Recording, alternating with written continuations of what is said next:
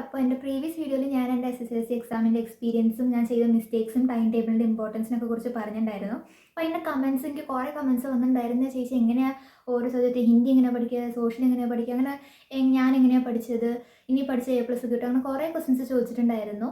പിന്നെ അതിനൊക്കെ കുറിച്ച് പറയാൻ വേണ്ടിയിട്ടാണ് ഞാൻ ഈ വീഡിയോ എടുക്കുന്നത്. പിന്നെ എൻ്റെ കണ്ണ് ചെറുതായിട്ട് ചുവന്നുണ്ട് കേട്ടോ, അത് ഡസ്റ്റ് അലർജി കാരണമുണ്ടാണ്, അതൊന്ന് അവോയ്ഡ് ചെയ്യുക.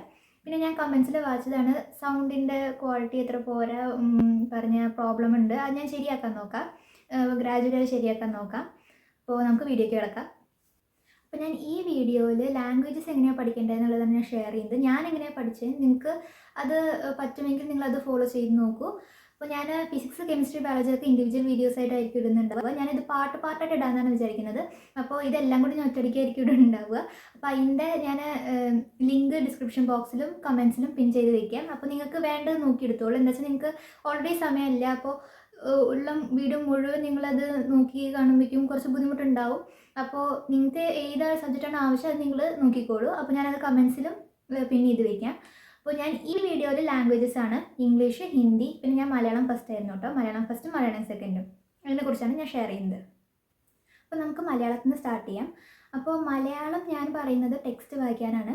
എനിക്ക് തോന്നിയത്, ഇപ്പോൾ നമ്മൾ ഓൾറെഡി ഒരു ചാപ്റ്റർ പഠിച്ച് കഴിഞ്ഞിട്ടുണ്ടാകും. ഇപ്പോൾ നിങ്ങൾക്ക് ടീച്ചർ ക്ലാസ്സിൽ ചാപ്റ്റർ എടുത്തു, ടീച്ചർ ടെസ്റ്റ് പേപ്പർ ഇടുകയാണ്, അപ്പോൾ നിങ്ങൾ പഠിച്ചു. പിന്നെ എക്സാം ആവാറായി, എക്സാമിന് മുന്നേ നിങ്ങളൊരു പ്രാവശ്യം റിവൈസ് ചെയ്തു, അതും ഓക്കെ. പിന്നെ എക്സാമിന് ആ സമയമാകുമ്പോൾ നിങ്ങൾ ജസ്റ്റ് ആ ക്വസ്റ്റ്യൻ ആൻസേഴ്സ് അല്ലെങ്കിൽ മെയിനായിട്ടുള്ളതും ആ പോയിൻറ്റ്സ് മാത്രം വായിച്ചു പോയാൽ പോരാ. അല്ലെങ്കിൽ ഗൈഡഡ് ക്വസ്റ്റ്യൻസ്, ചില ക്വസ്റ്റ്യൻസ് നിങ്ങൾ നോക്കി വെച്ചിട്ടുണ്ടാവും മെയിനായിട്ട്, അല്ലെങ്കിൽ ചില ഗൈഡഡ് ക്വസ്റ്റ്യൻസൊക്കെ ഓൾമോസ്റ്റ് ആ ചാപ്റ്ററിന് സമ്മറി ആയിരിക്കും, ഷോർട്ട് സമ്മറി ആയിരിക്കും. അതൊക്കെ ആയിരിക്കും നിങ്ങൾ പഠിക്കുന്നുണ്ടാവുക നന്നായിട്ട്. പക്ഷേ അത് മാത്രം പോരാ, നിങ്ങൾ ടെക്സ്റ്റും വായിക്കണം. നിങ്ങൾക്ക് ആ കഥ എത്ര അറിയാമെന്ന് പറഞ്ഞാലും നിങ്ങൾ അതിൻ്റെ ടെക്സ്റ്റ് എക്സാമിന് തലേന്ന് ഇരുന്ന് വായിക്കണം. ഞാൻ എന്താ വെച്ചാൽ എത്ര സമയമില്ല പറഞ്ഞാലും ഞാൻ രാത്രി കുറേ നേരം കുത്തിരുന്നിട്ട് എക്സാമിൻ്റെ തലേന്ന് പ്രത്യേകിച്ച് ഞാൻ എത്രയും സമയമൊന്നും നോക്കിയത്. ചിലപ്പോൾ എനിക്ക് ടെൻഷൻ ആവും, എന്നാലും ഞാൻ മിക്ക ചാപ്റ്റേഴ്സിൻ്റെയും ഞാൻ വായിച്ച് വെച്ചിട്ടുണ്ടാവും. എക്സാമിന് തലേന്നായാലും വായിച്ച് വെച്ചിട്ടുണ്ടാവും. നല്ല ഹെൽപ്ഫുള്ളാണ്. പിന്നെ നിങ്ങൾക്ക് പുതിയ പുതിയ വേർഡ്സ്, ഇപ്പോൾ ചാപ്റ്റേഴ്സിൽ ഉപയോഗിച്ച ചില പ്രത്യേക വേർഡ്സ് ഒക്കെ ഉണ്ടാവില്ല, അതൊക്കെ നിങ്ങൾക്ക് യൂസ് ചെയ്യാം ഇതിൽ. അത് നല്ല ഇമ്പോർട്ടൻ്റ് ആണ്. അപ്പോൾ നിങ്ങൾ ആൻസർ എഴുതുമ്പോൾ സ്റ്റാർട്ടിങ്ങും എൻഡിങ്ങും ഭയങ്കര ഇമ്പോർട്ടൻ്റ് ആണ്. അപ്പോൾ സ്റ്റാർട്ടിങ് നിങ്ങൾക്കറിയാം എഴുത്തുകാരുടെ പേര്, പിന്നെ ഏത് രചനയിൽ നിന്നാണ്, കവിതയാണോ, അങ്ങനത്തെയൊക്കെയാണ് നിങ്ങൾ പറയേണ്ടത്, ഡിഫൈൻ ചെയ്യേണ്ടത്. എൻഡിങ് നല്ലതായിരിക്കണം. അപ്പോൾ സ്റ്റാർട്ടിങ് ഓക്കെ നിങ്ങൾക്ക് എല്ലാവർക്കും ചെയ്യാൻ പറ്റുന്നതായിരിക്കും, പക്ഷേ എൻഡിങ് അത് ആ ക്വസ്റ്റ്യൻസിനെ ഡിപ്പെൻഡ് ചെയ്യും. ആ എൻഡിങ് നമ്മൾ ഇപ്പോൾ ഈ കഥയിൽ പാഠം നിങ്ങൾക്ക് ഇങ്ങനെയാണ് എന്നൊക്കെ പറഞ്ഞിട്ട് അങ്ങനെയൊക്കെ എഴുതണ്ട. അപ്പോൾ എൻഡിങ് കുറച്ച് ഡിഫറെൻ്റ് തന്നെ ആയിരിക്കണം. സ്റ്റാർട്ടിങ് നിങ്ങൾക്ക് അതേപോലെ എഴുതിയാൽ മതി, പക്ഷേ എൻഡിങ് നിങ്ങൾ ഓരോ ചാപ്റ്റേഴ്സിൽ അതിൻ്റെ മോറൽ എന്താണോ അതിനനുസരിച്ചിട്ട് വേണം എഴുതാൻ. അപ്പോൾ അതെങ്ങനെ എഴുതുക ചോദിച്ചാൽ, എനിക്ക് ശരിക്കും ബൈ ഹാർട്ട് പഠിച്ചിട്ടാണ് ഞാൻ ഇതൊക്കെ എഴുതിയത് കേട്ടോ. സ്റ്റാർട്ടിങ് അങ്ങനെ തന്നെ. എൻഡിങ് ഒക്കെ ഞാൻ ഓരോ ചാപ്റ്റേഴ്സിൻ്റെയും ഞാൻ ബൈ ഹാർട്ട് പഠിച്ച് വെച്ചിട്ടുണ്ടായിരുന്നു. അത് ഞാൻ ലേബർ ഇന്ത്യയാണ് ഏറ്റവും കൂടുതൽ റെക്കമെൻഡ് ചെയ്യുക. ഞാൻ 10th ത്രൂ ഔട്ട് ഫോളോ ചെയ്ത ലേബർ ഇന്ത്യയാണ്. അപ്പോൾ ലേബർ ഇന്ത്യയിൽ ഓരോ ക്വസ്റ്റ്യൻസ് സ്റ്റാർട്ട് ചെയ്യുന്നത് എൻഡിങ് നമുക്ക് വായിച്ചാൽ മനസ്സിലാവും. അപ്പോൾ അതിൽ ചിലതൊക്കെ ഇടയിൽ തന്നെ നല്ല നല്ല എൻഡിങ്സിന് യൂസ് ചെയ്യാൻ പറ്റുന്ന സെൻറ്റൻസ് ഒക്കെ ഉണ്ടാവും. അതൊക്കെ ഞാൻ എൻഡിങ്സ് ആയിട്ട് യൂസ് ചെയ്യും. അപ്പോൾ അതൊക്കെ നിങ്ങൾ അണ്ടർലൈൻ ചെയ്ത് വെക്കുക. നിങ്ങൾക്ക് തന്നെ എഴുതാൻ പറ്റാത്തവരാണെങ്കിൽ അത് ബൈ ഹാർട്ട് ചെയ്ത് പഠിക്കുക. പിന്നെ ഞാനിങ്ങനെ സെപ്പറേറ്റ് നോട്ട്സ് ഒന്നും ഉണ്ടാക്കുന്ന കൂട്ടത്തിലല്ല. പറഞ്ഞാൽ എനിക്ക് അത്ര ഇഷ്ടമല്ല, പിന്നെ എഴുതുന്നത് പ്രത്യേകിച്ച് എനിക്കിഷ്ടമല്ല. അപ്പോൾ ഞാൻ ലേബർ ഇന്ത്യയിൽ വേണ്ടതൊക്കെ മാർക്ക് ചെയ്ത് വയ്ക്കുകയാണ് ചെയ്യുക. പിന്നെ ടെക്സ്റ്റിൽ ചില കാര്യങ്ങളുണ്ട്, പക്ഷെ അത് ഗൈഡിൽ സമ്മറിയിൽ, ഇപ്പോൾ നിങ്ങൾക്ക് ഗൈഡിലത്തെ സമ്മറിയാണ് ഇഷ്ടമായത്, നല്ല സമ്മറിയാണ് വിചാരിക്കുക. പക്ഷേ ടെക്സ്റ്റിൽ ചില പോയിൻറ്റ്സ് അതിൽ ഇല്ലാച്ചാൽ നിങ്ങൾ ആ പെൻസിൽ വെച്ചിട്ട് ആ ഗൈഡിൻ്റെ മുകളിൽ തന്നെ സമയം ലാഭിക്കാൻ വേണ്ടിയിട്ടാണ് ഞാൻ പറയുന്നത്. ഇല്ലാച്ചാൽ നിങ്ങൾക്ക് ഇൻട്രസ്റ്റ് എഴുതി പഠിക്കാനൊക്കെയാണ് ഇൻട്രസ്റ്റ്, അത് നല്ല തന്നെയാണ്. എനിക്ക് പേഴ്സണലി എനിക്ക് എഴുതി പഠിക്കുന്നത് ഇഷ്ടമല്ല അത്ര, അതും പ്രത്യേകിച്ച് ലാംഗ്വേജസ് ഒക്കെ ഞാൻ എഴുതി പഠിക്കാറില്ല, അതുകൊണ്ടാണ് പറയുന്നത്. അപ്പോൾ അങ്ങനെ ചെയ്യാം, അത് ടൈം സേവ് ചെയ്യാൻ ഹെൽപ്പ് ചെയ്യും. അപ്പോൾ ഞാൻ മെയിനായിട്ട് പറയുന്നത് ടെക്സ്റ്റ് വായിക്കുക, ലേബർ ഇന്ത്യയിലത്തെ എല്ലാ ക്വസ്റ്റ്യൻസും ഇങ്ങനെ വായിച്ച് പോവുക. ഒരു വട്ടം വായിച്ചാൽ പറ്റില്ല, ഒരു 4-5 വട്ടം ഒരേത് പിന്നെയും വായിക്കുക. പിന്നെ നിങ്ങളൊന്ന് ട്രൈ ചെയ്യുക. അതേപടി കിട്ടിക്കോണമെന്നില്ല, നിങ്ങൾക്ക് ഏകദേശം നിങ്ങൾക്ക് വേണ്ട പോയിൻറ്റ്സ് അതിൽ മാർക്ക് ചെയ്ത് വയ്ക്കുക. സെൻറ്റൻസസ് ഒക്കെ സ്റ്റാർട്ടിങ് എൻഡിങ് ഇങ്ങനത്തെ നിങ്ങൾക്ക് ഇഷ്ടമായിച്ച അതുപോലെ ഉണ്ടെങ്കിൽ അതൊക്കെ മാർക്ക് ചെയ്ത് വയ്ക്കുക. അതൊക്കെ കിട്ടുന്നുണ്ടോ നോക്കുക, അങ്ങനെ. പിന്നെ ശരിക്കും പറഞ്ഞാൽ ലേബർ ഇന്ത്യയിലത്തെ പല ക്വസ്റ്റ്യൻസും അതേപടി ചോദിച്ചിട്ടുണ്ട് എനിക്ക് 10th. അപ്പോൾ എനിക്കതൊക്കെ ശരിക്കും ചിന്തിച്ച് കൂട്ടുന്നപ്പോൾ ചിലതൊക്കെ എനിക്ക് എത്രയൊക്കെ പറഞ്ഞാലും കുറേയൊക്കെ നമ്മൾ ചിന്തിച്ച് കൂട്ടുന്നല്ലോ, ഇതൊക്കെ എനിക്ക് വായിച്ച അതേ ഓർമ്മയിൽ എനിക്ക് അതേ ഇതിനെ എഴുതാൻ പറ്റി. അപ്പോൾ പലതും ലേബർ ഇന്ത്യയിലത്തെ ക്വസ്റ്റ്യൻസ് റിപ്പീറ്റ് അടിച്ച് വരുന്നുണ്ട്. അപ്പോൾ നന്നായി വായിക്കുക ലേബർ ഇന്ത്യ, 2-3 വട്ടം അതിലത്തെ ക്വസ്റ്റ്യൻസ് വായിക്കുക, ടെക്സ്റ്റ് നന്നായി വായിക്കുക. ഇപ്പോൾ കുറേ പേര് ചോദിക്കുന്നുണ്ടാവും, ഇപ്പോൾ ലേബർ ഇന്ത്യയിലത്തെ അതേ ക്വസ്റ്റ്യൻസ് ഒക്കെ വന്നിട്ടുണ്ട്, പക്ഷേ അതെങ്ങനെയാണ് ഇപ്പോൾ ടൈം സേവിങ്, എനിക്ക് ശരിക്കും അത് ടൈം സേവിങ് ആയിട്ടോ തോന്നിയത്. എനിക്ക് അതേ ക്വസ്റ്റ്യൻ വന്നപ്പോൾ ശരിക്കും അത് എഴുതാൻ വേഗം സ്പീഡ് കിട്ടി. മറ്റേതൊക്കെ പിന്നെയൊന്ന് ചിന്തിച്ച് കൂട്ടി എഴുതണം. ഇതാണെങ്കിൽ വായിച്ച ഓർമ്മയുണ്ട്, അതേ ക്വസ്റ്റ്യൻ. അപ്പോൾ നമുക്ക് വേറെ ഒന്നും ചിന്തിച്ച് അതിലെന്തൊക്കെയാണ് ഇവർ പറഞ്ഞിട്ടുള്ളത് നമുക്ക് ഓൾറെഡി അറിയാം. അപ്പോൾ അത് ഞാൻ നന്നായി അതേപോലെ എഴുതി. അതിനെനിക്ക് മാർക്കും കിട്ടി. അതിനൊക്കെ ഫുൾ മാർക്കിനാണ് കിട്ടിയത്. എനിക്ക് പണ്ടൊക്കെ അതിന് ഇത്ര മാർക്ക് വെച്ചിട്ട് 1/2 മാർക്ക് 1 മാർക്കൊക്കെ വെച്ച് കുറയ്ക്കുമായിരുന്നു. പക്ഷേ ഇതിനൊന്നും എനിക്ക് 4 മാർക്കാണെങ്കിൽ 4 മാർക്ക് ഫുൾ കിട്ടും, അങ്ങനെയായിരുന്നു. അപ്പോൾ ഞാൻ ഹൈലി റെക്കമെൻഡ് ചെയ്യും ഇങ്ങനെ വായിക്കണത്, ലേബർ ഇന്ത്യയിലത്തെ എല്ലാ ക്വസ്റ്റ്യൻസും. പിന്നെ ഞാൻ പറഞ്ഞല്ലോ, എനിക്ക് എഴുതി പഠിക്കുന്നത് അത്ര ഇഷ്ടമില്ല, ലാംഗ്വേജസ് അത്ര എഴുതി പഠിക്കുന്നത് ഇഷ്ടമല്ല. അപ്പോൾ ഞാൻ എന്താ ചോദിച്ചാൽ, എന്നാൽ അപ്പോൾ എനിക്ക് സ്പെല്ലിംഗ് മിസ്റ്റേക്ക് വരുന്നുണ്ട്. അപ്പോൾ ഞാൻ ടൈം സേവ് ചെയ്യാൻ ഞാൻ ചെയ്യുന്ന പണിയാണ്, എഴുത്തുകാരുടെയൊക്കെ പേര് ഞാനത് എഴുതി പഠിക്കും. പിന്നെ നമ്മൾ ലേബർ ഇന്ത്യ വായിക്കുമ്പോഴൊക്കെ നമുക്കറിയാം അതിലത്തെ പല കാര്യങ്ങളും നമ്മൾ യൂസ് ചെയ്യില്ല. അപ്പോൾ അതിൽ പ്രത്യേകതരം വേർഡ്സിനൊക്കെ നിങ്ങൾക്ക് കിട്ടാത്ത വേർഡ്സ് മാത്രം പെൻസിൽ വെച്ചിട്ട് സർക്കിൾ ചെയ്യുക. എന്നിട്ട് ടെക്സ്റ്റ് വായിക്കുമ്പോൾ അതിലത്ത് നിങ്ങൾക്ക് കിട്ടാത്ത വേർഡ്സ് നിങ്ങൾക്കേ അറിയുള്ളൂ. എനിക്ക് ചിലപ്പോൾ കിട്ടുന്നത് നിങ്ങൾക്ക് കിട്ടിക്കോണമെന്നില്ല, നിങ്ങൾക്ക് കിട്ടുന്നത് എനിക്ക് കിട്ടിക്കോണമെന്നില്ല. അപ്പോൾ നിങ്ങൾക്കറിയാം ഏത് വേർഡ്സ് നിങ്ങൾക്ക് കിട്ടാത്തതെന്ന്. അപ്പോൾ അത് നിങ്ങൾ സർക്കിൾ ചെയ്ത് വെക്കുക ടെക്സ്റ്റ് വായിക്കുമ്പോൾ. പിന്നെ എക്സാമിൻ്റെ സമയം തലേ ദിവസമൊക്കെ നിങ്ങൾ എന്തായാലും അത് എഴുതി പഠിക്കുക. പറഞ്ഞാൽ കുറേ ടൈം സ്പെൻഡ് ചെയ്യണമെന്നല്ല, നിങ്ങളത് സർക്കിൾ ചെയ്ത് വെച്ചുകൊണ്ട് തന്നെ നിങ്ങൾക്ക് ആ വേർഡ്സ് മാത്രം എഴുതി നോക്കിയാൽ മതി, എൻറ്റയർലി അങ്ങോട്ട് എഴുതണ്ട. അത് നിങ്ങൾക്ക് ഇപ്പോൾ ടൈമില്ല, സ്പെല്ലിംഗ് മിസ്റ്റേക്കൊക്കെ വരുന്നു എന്നുള്ളവർക്ക് വേണ്ടിയിട്ടാണ് ഞാൻ റെക്കമെൻഡ് ചെയ്യുന്നത്. ഞാൻ അങ്ങനെയാണ് ഫോളോ ചെയ്തത്.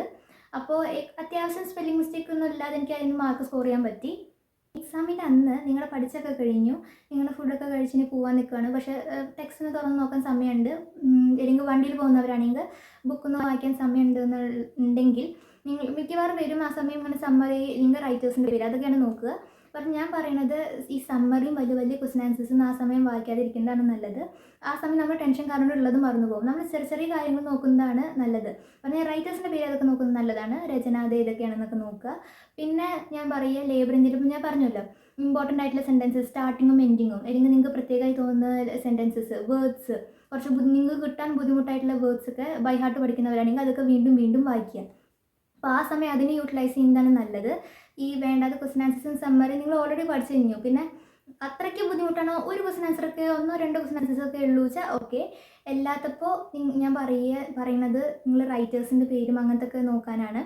എന്താ വെച്ചാൽ സ്റ്റാർട്ടിങ് എനിക്കും ഭയങ്കര ഇമ്പോർട്ടൻറ്റ്. ഞാൻ വീണ്ടും പറയുന്നു, എനിക്ക് എൻഡിങ് നമുക്കറിയാമല്ലോ, ഓരോ ചാപ്റ്റേഴ്സിനും ഓരോ മോറൽസാണ് ഉള്ളത്. ഞാൻ 9th എൻഡിങ് എഴുതാറുണ്ടായിരുന്നു. ഇപ്പോൾ ഇന്ന ക്യാരക്ടർ ഇന്ന കാരണം കൊണ്ടാണ്, ഇന്ന നേച്ചർ കാരണം കൊണ്ടാണ് ഇങ്ങനെ ആയത് അങ്ങനെ പറഞ്ഞു. പക്ഷേ അങ്ങനെ മാത്രം എഴുതിയ പോരാ. ഇനിയിപ്പോൾ ആ കഥയിൽ നിങ്ങൾക്ക് ആ ക്യാരക്ടേഴ്സിനൊന്നും ഇൻക്ലൂഡ് ചെയ്ത്, ആ ക്യാരക്ടേഴ്സിന് ഇൻക്ലൂഡ് ചെയ്തിട്ടുള്ളൊരു എൻഡിങ്, ഫസ്റ്റ് ഒരു എൻഡിങ് വേണം. സെക്കൻഡ് നിങ്ങൾ എന്താ പറയുക, അതിൽ നിന്ന് കിട്ടുന്ന ശരി പ്യുവർ മോറൽ, അതിൽ ഇന്ന ക്യാരക്ടർ ഇങ്ങനെ ചെയ്തുകൊണ്ടാണ് ഇങ്ങനെ, അങ്ങനെയല്ല, അതിൽ നിന്ന് കിട്ടുന്ന പ്യുവറായിട്ട് നമ്മൾ മോറൽസ് പറയില്ല, കോട്ട്സ് അങ്ങനത്തെ പറയില്ലോ, അത് സെപ്പറേറ്റ് ആയിട്ട് ഇരുന്ന് എഴുതുക. അപ്പോൾ മലയാളം ഇത്രയൊക്കെ ഉള്ളൂ. അപ്പോൾ നമുക്ക് ഇംഗ്ലീഷിലേക്ക് കിടക്കാം. ഇംഗ്ലീഷ് മെയിനായിട്ട് ലാംഗ്വേജ് ഇമ്പ്രൂവ് ചെയ്യുക. പിന്നെ നമ്മൾ സാധാ യൂസ് ചെയ്യുന്ന വേർഡ്സ് ഉണ്ടാവുള്ളൂ, പറഞ്ഞാൽ ഹാപ്പിനെസ്, സോറോ, അങ്ങനത്തെ ഒക്കെ നോർമൽ വേർഡ്സ് യൂസ് ചെയ്യുന്നതിൻ്റെ പകരം കുറച്ച് ഡിഫറെൻറ്റ്, അതേ same meaning different words use ചെയ്യാൻ നോക്കുക. ഗൂഗിളിൽ സെർച്ച് ചെയ്താൽ കുറേയൊക്കെ കിട്ടും. അപ്പോൾ അങ്ങനെയൊക്കെ യൂസ് ചെയ്യാൻ നോക്കുക. ഞാൻ എങ്ങനെയാണെന്ന് വെച്ചാൽ 9th വെക്കേഷനിൽ ഇങ്ങനെ ബുക്കൊക്കെ ഓർഡർ ചെയ്തിട്ട് വായിക്കാറുണ്ടായിരുന്നു ഇംഗ്ലീഷ്. അപ്പോൾ അതിൽ കുറേ വേർഡ്സ് എനിക്ക് കിട്ടിയിട്ടുണ്ടായിരുന്നു. എനിക്ക് 9th എനിക്ക് ആനുവൽ എക്സാം ഒഴികെ ബാക്കി എല്ലാത്തിനും A കിട്ടാറുണ്ടായിരുന്നു, A+ കിട്ടിയിട്ടുണ്ടായിരുന്നു. ആനുവൽ എക്സാം A+ കിട്ടി. പക്ഷേ 10th എനിക്ക് സ്റ്റാർട്ടിങ് മുതൽ ഇംഗ്ലീഷ് A+ തന്നെയായിരുന്നു. അപ്പോൾ എനിക്ക് മനസ്സിലായി, നിങ്ങളിങ്ങനെ ബുക്സൊക്കെ വായിച്ചാൽ നിങ്ങൾക്ക് നല്ല ഇമ്പ്രൂവ് ചെയ്യാൻ പറ്റും. ഇപ്പോൾ സമയമില്ല നിങ്ങൾക്ക് പോയി ബുക്ക് വായിക്കണം എന്നല്ല ഞാൻ പറയണത്. അപ്പോൾ നിങ്ങൾ ഇങ്ങനെ കുഞ്ഞു കുഞ്ഞു കാര്യങ്ങൾ ഇപ്പോൾ ചെയ്യാൻ പറ്റുന്നത് വേർഡ്സ്, ഇങ്ങനെ നോർമൽ വേർഡ്സിന് പകരം കുറച്ച് ഡിഫറെൻ്റ് ആയിട്ടുള്ള വേർഡ്സ് നിങ്ങൾ സെർച്ച് ചെയ്തിട്ട് അത് യൂസ് ചെയ്യാൻ നോക്കുക. പിന്നെ എന്താണ്, സ്റ്റാർട്ടിങ് എൻഡിങ് ഇതേപോലെ നല്ലതാണ് നോക്കുക. ലേബർ ഇന്ത്യയിലത്തെ ക്വസ്റ്റ്യൻസ് നിങ്ങൾ നോക്കുക, ടെക്സ്റ്റ് വായിക്കുക. പിന്നെ ടൈം, കുറേ പേർക്ക് ടൈം തികയാതെ വരുന്നത്, അത് മലയാളത്തിലായാലും ഇംഗ്ലീഷിലായാലും. ആ പ്രശ്നം എന്താ വെച്ചാൽ 6 മാർക്കിന് ഇത്ര കണക്കുണ്ട്, ഇത്ര പേജിന് ഇത്രയാണ് വേണ്ടതെന്ന് കണക്കുണ്ട്. അപ്പോൾ അത് അത്ര ഫോളോ ചെയ്താൽ മതി. അതിൻ്റെ മുകളിൽ കൂടെ എത്ര എഴുതിയിട്ട് നിങ്ങൾക്ക് കിട്ടാൻ പോകുന്നില്ല. ശരിക്കും പറഞ്ഞപ്പോൾ 4 മാർക്ക് 1/2 പേജാണ് നമുക്ക് മലയാളമാണെങ്കിൽ പറഞ്ഞിട്ടുള്ളത്. ആ 1/2 പേജാണെങ്കിൽ നിങ്ങൾക്ക് 1/2 പേജ് എഴുതിയാൽ മതി. അതിൻ്റെ മുകളിലേക്ക് അതിൻ്റെ അപ്പുറം കിടക്കണ്ട, അപ്പുറം കടന്നാൽ നിങ്ങൾക്ക് മാർക്ക് കിട്ടാൻ പോകുന്നില്ല, അത്രേ കിട്ടാൻ പോകുന്നുള്ളൂ. ആ 4 മാർക്ക് പറയുന്നത് ആ 1/2 പേജിൽ നിങ്ങൾ എത്ര നന്നായിട്ട് പ്രസൻറ്റ് ചെയ്യുന്നു. അത് ഇംഗ്ലീഷിലും അതെ, 6 മാർക്ക് 8 മാർക്ക് അതിന് ഓരോ കണക്ക് നിങ്ങളുടെ സ്കൂളിൽ പറഞ്ഞിട്ടുണ്ടാവും. അപ്പോൾ അതെങ്ങനെയാണെന്ന് വെച്ചാൽ ആ ഒരു പേജിൻ്റെ ഉള്ളിൽ നിങ്ങൾ ആ ഒരു ക്വസ്റ്റിനെ എത്ര നന്നായിട്ട് പ്രസൻറ്റ് ചെയ്യുന്നു. ചിലപ്പോൾ ആ ചാപ്റ്റർ കടൽ പോലെ കിടക്കുന്നുണ്ടാവും, പക്ഷേ ആ കടൽ പോലുള്ള ചാപ്റ്റർ നിങ്ങൾ ആ പേജിനുള്ളിൽ എത്ര നന്നായിട്ട് ഫിറ്റ് ചെയ്യുന്നു എന്നുള്ളതാണ് കാര്യം.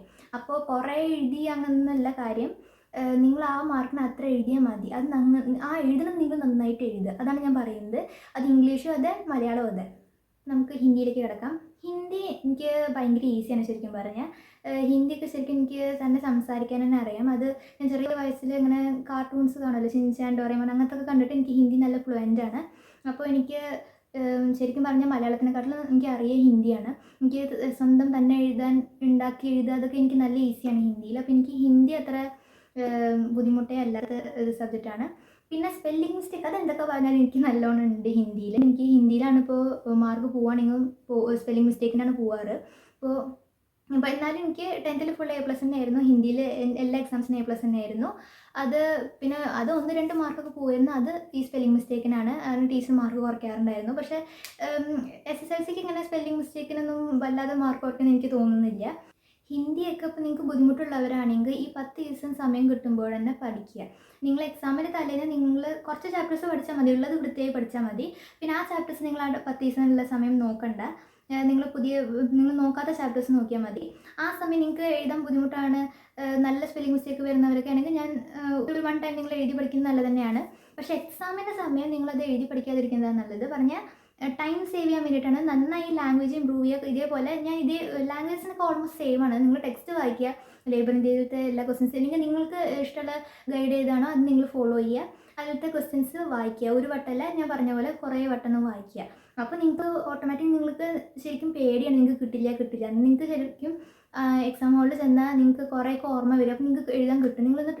നിങ്ങളുടെ കോൺഫിഡൻസ് കുറവാണ്, അല്ലാതെ വേറെ ഒന്നുമല്ല. ഞാൻ സ്റ്റാർട്ടിങ്ങിൽ ബൈ ഹാർട്ട് പഠിച്ചിട്ടാണ് ഇങ്ങനെ എഴുതാറൊക്കെ ഉണ്ടായിരുന്നത്. പിന്നെ എനിക്കത് ഓക്കെ ആയി.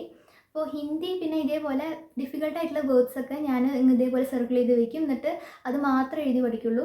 അത് ചിലപ്പോൾ എഴുതി പഠിച്ച് വീണ്ടും തെറ്റും, അപ്പോൾ വീണ്ടും എഴുതി പഠിക്കും. ഞാനത് എപ്പോഴാണ് ചെയ്യുക വെച്ചാൽ ആദ്യം എല്ലാ ചാപ്റ്റേഴ്സും പഠിച്ച് തീർക്കുക. എല്ലാ ചാപ്റ്റേഴ്സും പഠിച്ച് തീർക്കുക. എന്നിട്ട് പിറ്റേ ദിവസം രാവിലെ നിങ്ങൾക്ക് ഏതാണോ ബുദ്ധിമുട്ടുള്ള ചാപ്റ്റർ അത് നിങ്ങൾ ഒരു പ്രാവശ്യം കൂടി റിവൈസ് ചെയ്യുക. റിവൈസ് ചെയ്തതിന് ശേഷം നിങ്ങൾക്ക് എല്ലാം ഓക്കെയാണ്, എല്ലാം കഴിഞ്ഞു എന്ന് കോൺഫിഡൻ്റ് ആയി എല്ലാം കഴിഞ്ഞു വെച്ചാൽ ഏറ്റവും ഫൈനൽ നിങ്ങൾ ചെയ്യേണ്ടതാണ് എഴുതി പഠിക്കുക. എന്താ വെച്ചാൽ എനിക്ക് ശരിക്കും ഞാൻ എഴുതി പഠിക്കുമ്പോൾ കുറച്ച് നേരം കഴിഞ്ഞ് ഞാൻ വീണ്ടും അതേ സാധനം തെറ്റിക്കും, സ്പെല്ലിംഗ് മിസ്റ്റേക്ക് വരുത്തും. അപ്പോൾ അതുകൊണ്ടാണ് ഞാൻ ലാസ്റ്റ് ഫൈനൽ ആയിട്ട് അത് ചെയ്യുന്നത്. നിങ്ങൾക്ക് അതെങ്ങനെയാണോ ഇഷ്ടം നിങ്ങൾ ചെയ്തോളൂ. ഞാൻ അങ്ങനെയാണ് ചെയ്യാറ്. കൂടുതൽ ഓർമ്മയിൽ നിൽക്കും, പ്രത്യേകിച്ച് സ്പെല്ലിങ്സൊക്കെ. അതുകൊണ്ടാണ് നിങ്ങൾക്ക് ബുദ്ധിമുട്ടുള്ള സ്പെല്ലിങ്സ് നിങ്ങൾ വായിക്കുമ്പോൾ തന്നെ സർക്കിൾ ചെയ്ത് വയ്ക്കുക. അത് മാത്രം നിങ്ങൾ എഴുതി പഠിക്കുക. അത് ടൈം സേവ് ചെയ്യാൻ വേണ്ടിയിട്ടാണ്. ഹിന്ദി പിന്നെ നിങ്ങൾക്ക് അറിയാലോ, ബഹു പ്ലസ് കോ യഹു പ്ലസ് കോ അതുണ്ടാവില്ല. അതെല്ലാം പ്രാവശ്യം ഒരു ക്വസ്റ്റ്യൻ ചോദിക്കാറുള്ളതാണ്. അപ്പോൾ അത് പഠിച്ച് വയ്ക്കുക.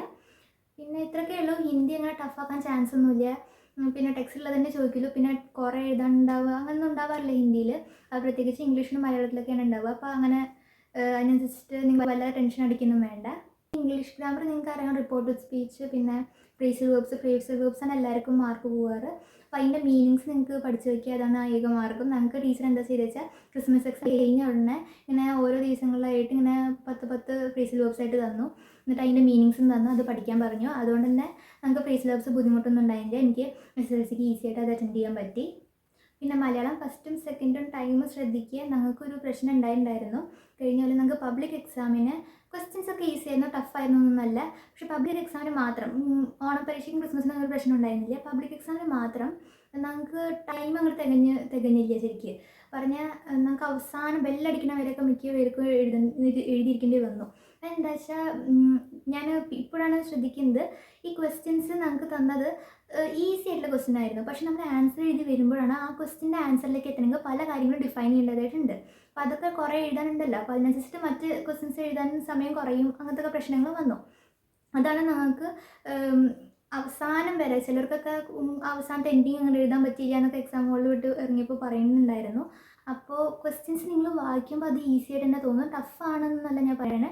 പക്ഷേ അതിൻ്റെ ഇടയിലൊരു ട്രിക്ക് ഇവർ വെച്ചിട്ടുണ്ട്. കുറേ കാര്യങ്ങൾ നിങ്ങൾ ഡിഫൈൻ ചെയ്താലേ അതിൻ്റെ ആൻസറിലേക്ക് കിടക്കാൻ പറ്റുള്ളൂ. അപ്പോൾ അതൊക്കെ ഡിഫൈൻ ചെയ്ത് വരുമ്പോഴേക്കും ടൈം കുറയും. അപ്പോൾ അങ്ങനത്തെ പ്രശ്നങ്ങളൊക്കെ. അപ്പോൾ നിങ്ങളത് ശ്രദ്ധിക്കുക. നല്ല സ്പീഡിൽ തന്നെ ആദ്യം എഴുതുക. മലയാളം സെക്കൻഡ് ഞങ്ങൾക്ക് ആ പ്രശ്നമൊന്നും ഉണ്ടായില്ല. മലയാളം ഫസ്റ്റിലായിരുന്നു. ഞങ്ങൾക്ക് മലയാളം ഫസ്റ്റായിരുന്നു ആദ്യത്തെ എക്സാം. അപ്പോൾ അതിനനുസരിച്ച് ഞങ്ങൾ മലയാളം സെക്കൻഡ് ഒരു പേടി ഉണ്ടായിരുന്നു. നല്ല സ്പീഡിൽ തന്നെ എഴുതി. അപ്പോൾ ഇത്രയൊക്കെ ഉള്ളൂ. അപ്പോൾ ഈ വീഡിയോ ഇഷ്ടമായി ലൈക്ക് ചെയ്യുക, കമൻറ്റ് ചെയ്യുക, ഷെയർ ചെയ്യുക, സബ്സ്ക്രൈബ് ചെയ്യുക. പിന്നെ ബാക്കിയുള്ള സബ്ജക്ട്സിൻ്റെ വീഡിയോ ഞാൻ പറഞ്ഞല്ലോ സെപ്പറേറ്റ് ആയിട്ടാണ് ഞാൻ ഇടുന്നത്. അതിൻ്റെ ലിങ്ക് ഞാൻ കമൻസിലും ഡിസ്ക്രിപ്ഷനിലും ഇടാം.